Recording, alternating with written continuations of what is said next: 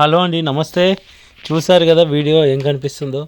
అమ్మవారికి పూజ చేసాం. మహాచండి అంటే ఇక్కడ దుర్గామాతను పెట్టినప్పుడు మేము వెళ్ళి దుర్గామాత దగ్గర పూజ చేసాము.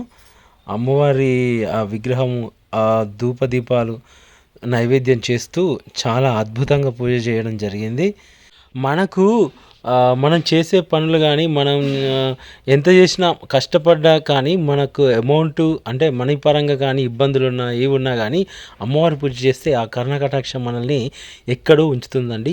మనకు చాలామంది మనపైన నెగిటివ్ థాట్స్తోని ఇబ్బందులు పెట్టే రకంగా చేసినా కానీ మన డెవలప్మెంట్లకు కానీ ఇబ్బందులు పెట్టినా కానీ అమ్మవారి శక్తి ఏంటంటే అడవికి సింహం రాజు ఎలానో ఆ శక్తి స్వరూపంలో అమ్మవారు మనకు అలా ఉండి మనల్ని రక్షిస్తుంది.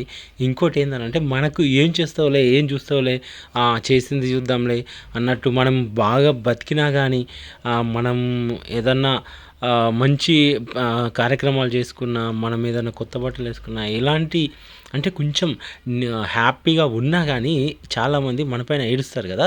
అవి లేకుండా ఇగో యజ్ఞాలు, ఇలా అమ్మవారి పూజలు, ఎక్కడన్నా అమ్మవారి కథలు కానీ అమ్మవారి టెంపుల్ కానీ దర్శనం చేస్తే మనకున్న నెగిటివ్ థాట్స్ అన్నీ పోయి మనకు ఎప్పుడు సక్సెస్ వచ్చి అంటే మనకు త్వరలో చేయగానే రాదు సక్సెస్, చేస్తూ ఉంటే సక్సెస్ వస్తుంది అని నమ్మి అమ్మవారిని పూజిస్తే ఇలా మనకు ఖచ్చితంగా అమ్మవారి స్వరూపం మనకు చాలా మంచిని ఇస్తుంది.